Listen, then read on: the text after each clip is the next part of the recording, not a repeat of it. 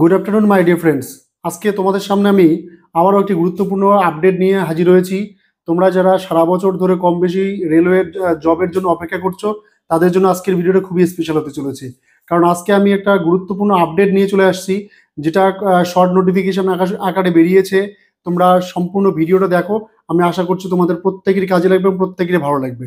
তো চলো কথা না বেরিয়ে শুরু করছি। আমাদের আজকের যে মেইন টপিক, রেলওয়ে আর তোমার হচ্ছে ডিপার্টমেন্টের তরফে যে নোটিফিকেশন, শর্ট নোটিফিকেশন বেরিয়েছে টিসি এবং টিটি সম্পর্কে, সেটা নিয়ে আজকের ডিসকাস। চলো দেরি না করে শুরু করছি আমরা। তো যেটা মেইন কথা আমাদের, সেটা হচ্ছে গিয়ে রেলওয়ে টিসি অ্যান্ড টিটি এই ডিপার্টমেন্টের আন্ডারে, তোমার হচ্ছে এই পোস্টের আন্ডারে যে সমস্ত পোস্টগুলো থাকে অ্যাকচুয়ালি, সেগুলো অ্যাকচুয়ালি কয়েকটা ভাগে ভাগ করা যায়। ধরো লেভেল টুতে লেভেল টুতে যে সমস্ত তোমার হচ্ছে জবগুলো হয়ে থাকে রেলওয়ের তরফে, সেগুলো কি কি থাকে তোমাদের বলছি। পোস্টগুলো দেখো একবার।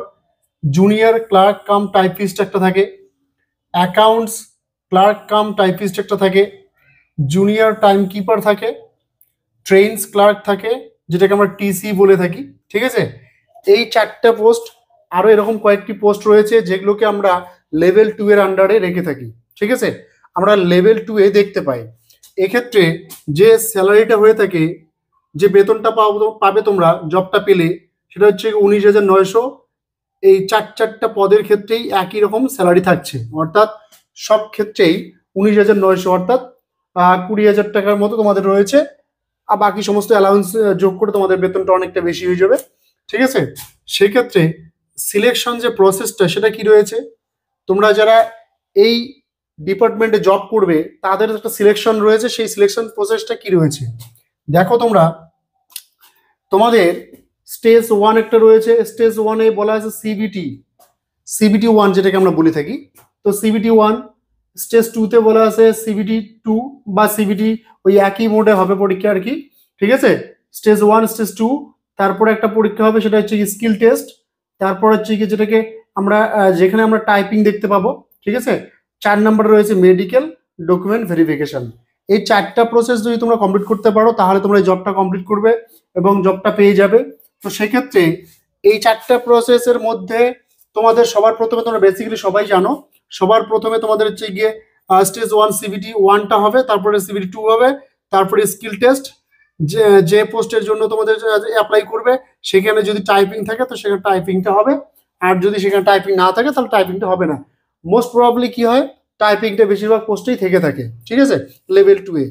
তো এক্ষেত্রে এই তিনটা যদি তোমরা কমপ্লিট করতে পারো, তোমাদের হচ্ছে মেডিকেল হবে, ডকুমেন্টস ভেরিফিকেশন হবে। ক্লিয়ার? এরপরে তোমাদের আসি আমরা কোয়ালিফিকেশনে, যে তোমাদের কোয়ালিফিকেশনটা কি রাখছে, যে তোমরা কারা অ্যাপ্লাই করতে পারবে।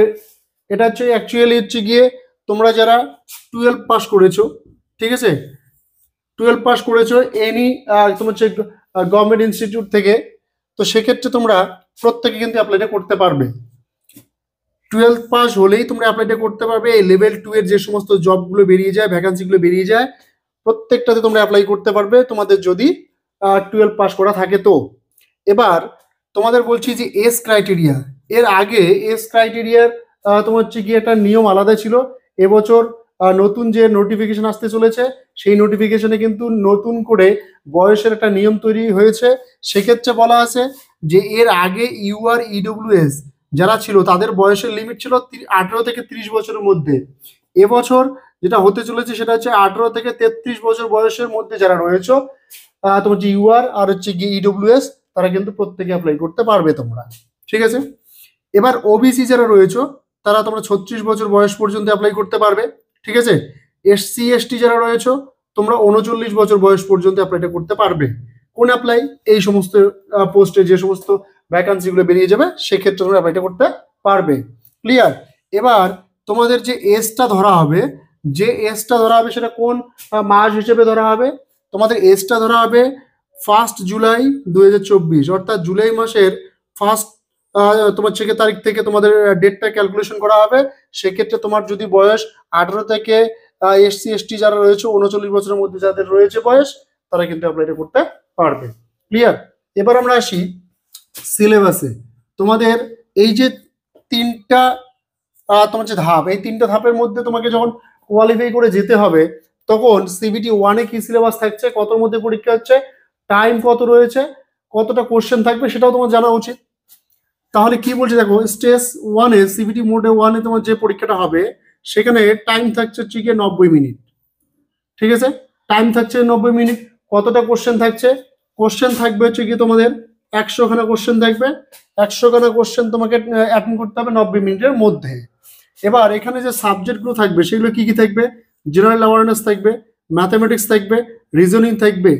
এই তিনটে বিষয়ে তোমাদের হচ্ছে কি এক্সামটা কিন্তু কন্ডাক্ট হবে। এবার এই তিনটে বিষয়ে জেনারেল অ্যাওয়ারনেস যেটাকে বলবো আমরা, সেক্ষেত্রে থাকবে হচ্ছে গিয়ে 40 মার্কস, ম্যাথামেটিক্সের ক্ষেত্রে থাকছে তোমার হচ্ছে গিয়ে 30 মার্কস, রিজনিং এর ক্ষেত্রে জিআই এর ক্ষেত্রে থাকছে 30 মার্কস। ওভারঅল কত দাঁড়াচ্ছে 100 মার্কস। ঠিক আছে, এই 100 মার্কসের তোমার হচ্ছে গিয়ে স্টেজ 1-এর পরীক্ষা হবে। এখানে যদি তোমরা কোয়ালিফাই করো তবে হ্যাঁ এক্ষেত্রে 1/3 হিসেবে তোমাদের কি রয়েছে, নেগেটিভ মার্কস রয়েছে। এই ক্ষেত্রে তোমাদের হচ্ছে গিয়ে 1/3 হিসেবে নেগেটিভ মার্ক থাকবে। সেক্ষেত্রে তোমরা যদি তারপরে পরীক্ষা পাশ করতে পারো তোমাকে স্টেজ 2 এর জন্য ডাকা হবে। হ্যাঁ, সেক্ষেত্রে তোমাদের যে সিলেবাস থাকবে সেটাও আমি বলে দিচ্ছি। স্টেজ 2-এ অর্থাৎ সেকেন্ড স্টেজে তোমাদের যে পরীক্ষাটা হবে সেক্ষেত্রে টাইমটি একই থাকবে। টাইম কত থাকবে, 90 মিনিটই থাকবে, কিন্তু কোশ্চেনের সংখ্যাটা বেড়ে যাবে। সেক্ষেত্রে কোশ্চেন থাকবে হচ্ছে গিয়ে 120খানা। বুঝতে পেলাম, 90 মিনিটের পরীক্ষা হবে, কোশ্চেন থাকবে 120খানা। এক্ষেত্রে জেনারেল যে অ্যাওয়ারনেসটা রয়েছে সেটা থাকবে অনেকটা বেশি পরিমাণে, 50টা থাকবে সেখানে। ম্যাথ সেখানে থাকছে হচ্ছে গিয়ে 35টা, আর জিআই বা রিজনিং যেটা আমি বলছি আমি, সেটা থাকছে হচ্ছে গিয়ে 35টা। এই ওভারঅল মোটামুটি তোমাদের কত দাঁড়াচ্ছে, এদিকে 50, এদিকে 35, 35, 70, তার মানে 120তে তোমাদের হচ্ছে গিয়ে স্টেজ 2-তে পরীক্ষা হচ্ছে। ঠিক আছে, এক্ষেত্রেও তোমার হচ্ছে গিয়ে 1/3 হিসেবে তোমাদের হচ্ছে গিয়ে নেগেটিভ মার্কিং থাকবে। ঠিক আছে, এবার এই ধাপটাও যদি তোমরা কমপ্লিট করতে পারো তাহলে তোমাদের হচ্ছে গিয়ে ডাকা হবে টাইপিং টেস্টের জন্য। ঠিক আছে, টাইপিং টেস্টটা তবে সব ক্ষেত্রে প্রযোজ্য নয়। এই যে 3টা পোস্ট তোমাদের বললাম আমি, junior clerk cum typist, accounts clerk cum typist, junior time keeper, এই যে 3টা পোস্ট, এই 3টা পোস্টের ক্ষেত্রে তোমাদের হচ্ছে গিয়ে টাইপিংটা নেসেসারি। টাইপিংটা তোমাদের কিন্তু অবশ্যই লাগবে। ঠিক আছে, এই 3টা পোস্টের ক্ষেত্রে। তবে যে টিসিটা বলেছি আমি, এই টিসির ক্ষেত্রে কিন্তু টাইপিংটা লাগে না। ঠিক আছে, টাইপিংটা লাগছে না, তবে বলা যায় না, নোটিফিকেশন চলে আসলে আবার দেখা যেতে পারে যে হয়তো সেখানে তোমার টাইপিং থাকতে পারে। ঠিক আছে, আপাতত যেটা রুলস রয়েছে সেক্ষেত্রে টিসির ক্ষেত্রে টাইপিংটা থাকছে না। ঠিক আছে, এবার ব্যাপারটা হচ্ছে গিয়ে যে তোমাদের টাইপিংটা থাকবে, এখানে যে টাইপিং টেস্ট থাকবে বা স্কিল টেস্ট আমরা যেটাকে বলি, সেটাকে স্কিল টেস্ট বলি আমরা অ্যাকচুয়ালি। স্কিল টেস্ট, এই স্কিল টেস্টে তোমাদের কি দেখা হবে, যে তোমরা কত স্পিডে টাইপ করতে পারো। তো তোমাদের সেক্ষেত্রে কি হবে, যে যারা ইংলিশে টাইপ করবে তাদের জন্য পার মিনিট থাকবে হচ্ছে কি 30টা ওয়ার্ড, মানে 1 মিনিটে তোমাকে 30টা ওয়ার্ড তুলতে হবে টাইপ করে। আর যারা হিন্দিতে টাইপ করবে তাদের ক্ষেত্রে তোমাদের হচ্ছে গিয়ে 25খানা ওয়ার্ড তুলতে হবে পার মিনিটে।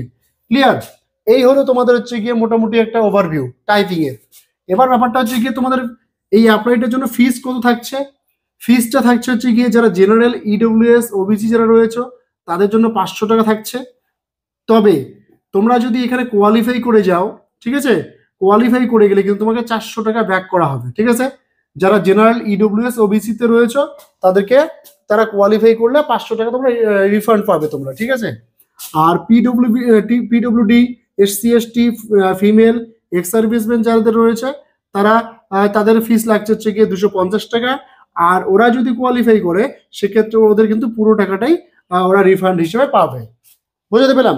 এবার কথা হচ্ছে গিয়ে নোটিফিকেশনটা কবে আসতে চলেছে। নোটিফিকেশনটা তোমাদের আসতেছে জুলাই থেকে সেপ্টেম্বরের মধ্যে। এবার কথাটা হচ্ছে গিয়ে জুলাই থেকে সেপ্টেম্বর 3 মাস ধরে নোটিফিকেশন চলবে না।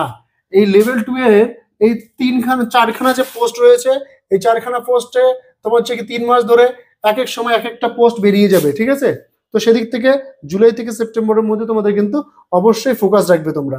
আর তোমাদেরকে সকলকে বলছি, এখনো পর্যন্ত যারা চ্যানেলে রয়েছে প্রত্যেক চ্যানেলটাকে সাবস্ক্রাইব করে বেল আইকনটাকে প্রেস করে দিও। এই ধরনের প্রত্যেকটা আপডেট তোমরা সবার আগে পেয়ে যাবে। এবার ভ্যাকান্সি তোমাদের কত আসতে পারে। ভ্যাকান্সি তোমাদের বলছি আমি যে এই বছর বিভিন্ন তোমার যে পদগুলো থেকে তোমাদের মোস্ট প্রবাবলি 10,000 সামথিং তোমাদের হচ্ছে গিয়ে বেরোতে চলেছে। রেলওয়ের তোমার হচ্ছে তরফে। আর এই ক্ষেত্রে অর্থাৎ লেভেল 2 এ যে তোমার হচ্ছে গিয়ে নিয়োগটা বেরোবে, ভ্যাকান্সিটা বেরোবে, সেক্ষেত্রে তোমাদের হচ্ছে গিয়ে 5,000-এর মতো তোমাদের কিন্তু ভ্যাকান্সি বেরোতে চলেছে, 5,000-এর মতো। ঠিক আছে? তো কেমন লাগলো ভিডিওটা তোমরা কমেন্ট করে জানিয়ে দিও। আর যদি ভালো লাগে অবশ্যই বন্ধুদের মধ্যে শেয়ার করো, ভালো লাগলে অবশ্যই লাইক করো। চলো দেখা হচ্ছে নেক্সট ভিডিওতে।